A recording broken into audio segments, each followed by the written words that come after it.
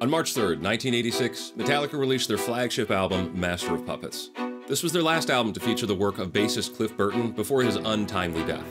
But even though Cliff is gone, his music does live on, and what I'd like to do in this video is analyze his contributions to the instrumental track Orion. There are a lot of really cool moments in this song, and there's one in particular that I'd like to break down to its atomic level. That way we can try to get inside the mind of the composer and hopefully learn a few tricks to use in our own compositions. The riff that I'd like to analyze happens at about 2 minutes into the song, but to properly understand it, we should start at the beginning to understand its context. This track starts off with a musical fade-in featuring a very simple drum beat and a huge wall of bass frequencies.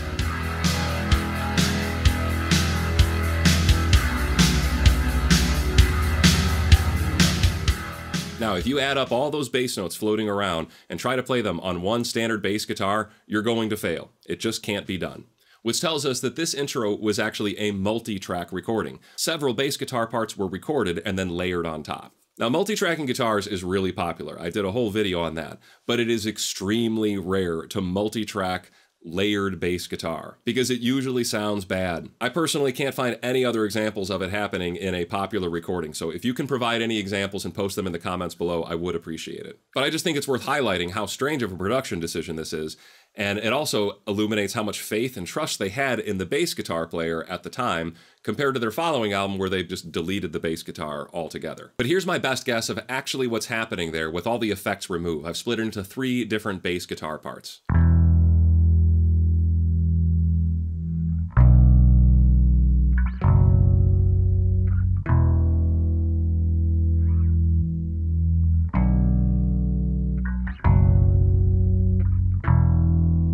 Now, looking at all this, what I'd like to do is start keeping tally of what notes are appearing in this song. That'll help give me an idea of what key I'm in, and if I know what key I'm in, it's just easier to guess what's going to happen next and how to interpret things. However, this isn't enough data to spell out an entire scale or key, so we'll just keep track of it right now. Additionally, there's not enough data here to really prove what chords the bass is playing.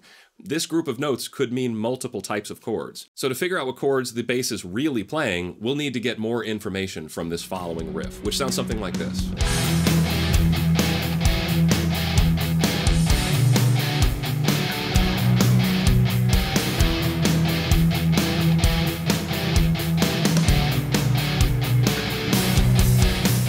Now right away, I'm seeing that my first measure includes a G note. That means that this first measure is really implying an E minor chord, and it's also really hinting to me that we're in the key of E minor. So just for good practice, I'm going to write out my whole E minor scale here. These are the notes I would expect to see in any song that's in the key of E minor, and we'll see how many of them pop up here. And sure enough, in that second measure, we see an F sharp pop up, which is obviously the second note of the E minor scale. On the third measure, I see these notes B, D, and F sharp.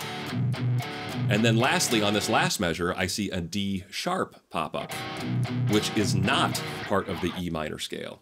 However, when you're writing in minor keys, it's extremely popular to bring in the leading tone. That's the major seventh. If you're confused on any of that stuff, please watch my video on writing in the minor key. All of that stuff and more is explained in that lesson. But we've really established here that we're in the key of E minor and we're flirting with that leading tone to bring in a little bit of the harmonic minor scale. And this information also helps us figure out what chords that bass was really playing. We can summarize that bass progression as just being an E minor and then a B minor followed by a B major.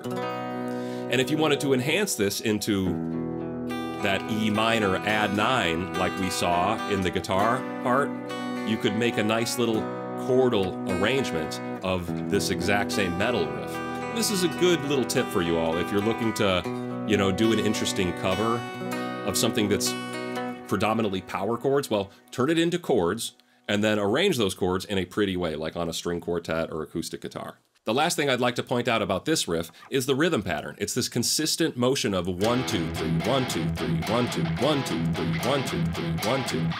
3 plus 3 plus 2, that grouping is known as a trio. The trio has its origins in Latin music, and we usually associate it with Latin music, but the trio works great for metal too. It's an awesome pattern that keeps a lot of activity going. But that all sets the stage for the next riff of the song, which is the one I really wanted to explore here, and that sounds something like this.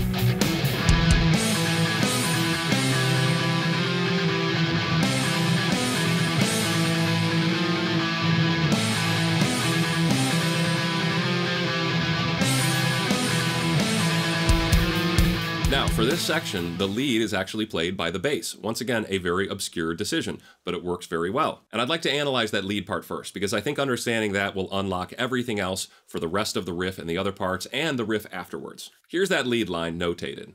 And what I'd like to do is get rid of all of the notes and just look at the rhythm. Just simplify it to just the rhythmic pulses. And I see a pattern here. I have 4 16th notes and an 8th note. Then I have that same grouping again, and then that same grouping again, and one more time. So I look at each of these groupings as little groupings of 3. This takes up 3 8th notes, and then another 3 8th notes, and another 3, and another 3. And then this remainder here of 3E and 4E and, well, that's just a grouping of 4 8th notes. So the whole pattern could be thought of as 3 plus 3 plus 3 plus 3 plus 4. And hopefully that's not the first time you've seen that grouping. I did a deep dive into this rhythm years ago, before I knew the common name for it, which is just double tresillo.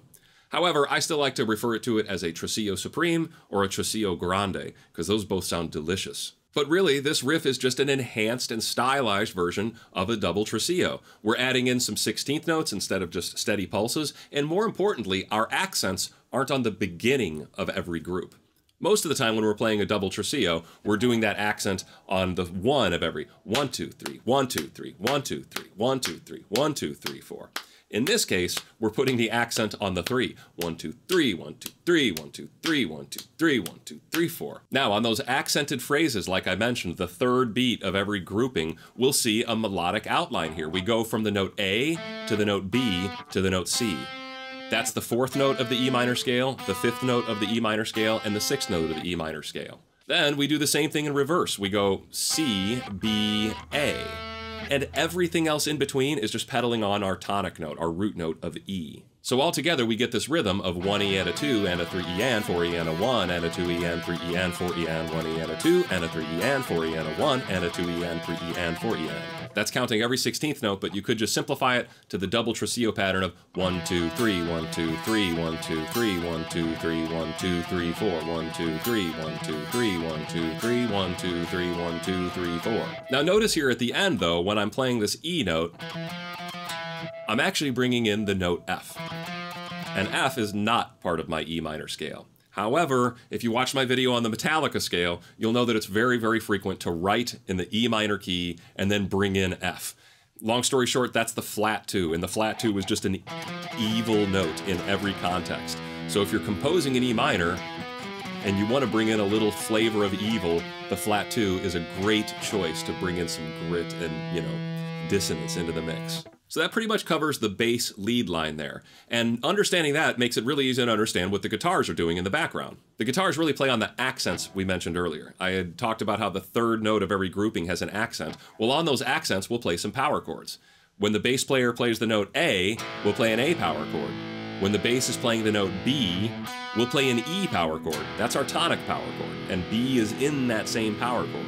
When the bass is playing C, we'll play a C power chord. So really the riff that the guitars are playing are just 1E and a 2 and 3 and 4 and 1 and 2 and 3 and 4 and 1E and a 2 and 3 and 4 and 1 and 2 and 3 and 4 and. Perfect way to marry that bass rhythm with our guitar part, just focusing on the accents and marrying that lead line to some power chords that match it underneath. Now this riff repeats several times, and then it transitions into a variation of this riff, which is really my favorite part of the entire track.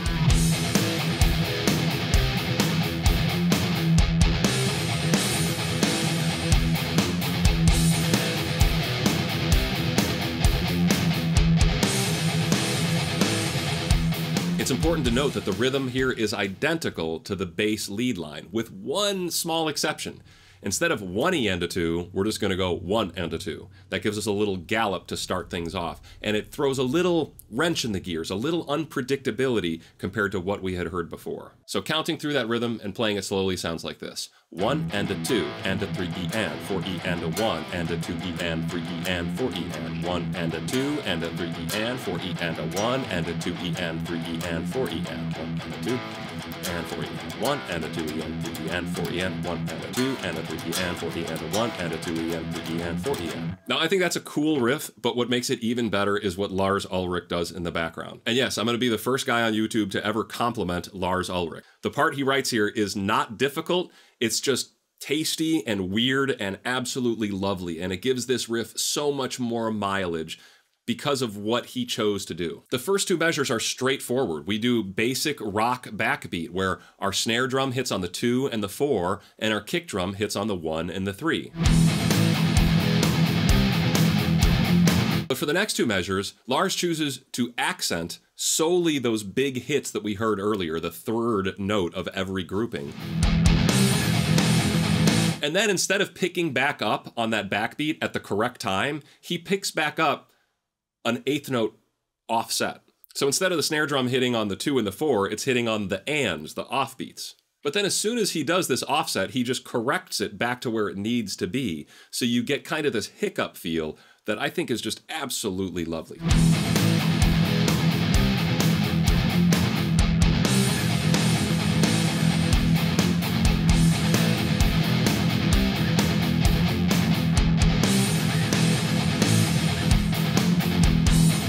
And I think this is another great example of how the 4/4 time signature should not be ignored for its complexity. 4/4 is a great environment to grow complex rhythms like the one you're hearing here. Now, there's far more to analyze in this song, and there's actually another moment that I know that many of you are going to want me to analyze that happens later on. It's very classically inspired, but I'm not quite prepared nor am I educated enough to properly analyze that section of the song. So if you really want me to do that, leave a comment down below and I will start preparing that and start consulting with the right experts to make sure I get a good grasp of how it was composed. Well, I hope you enjoyed this video and I hope you found it informational and educational. If you did enjoy this, please consider signing up to my Patreon to support more videos like this.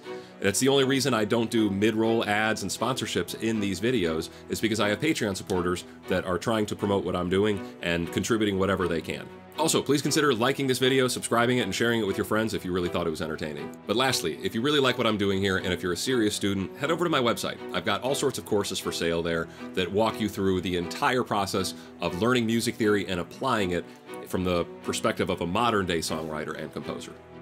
So thanks for watching, and I'll see you next time.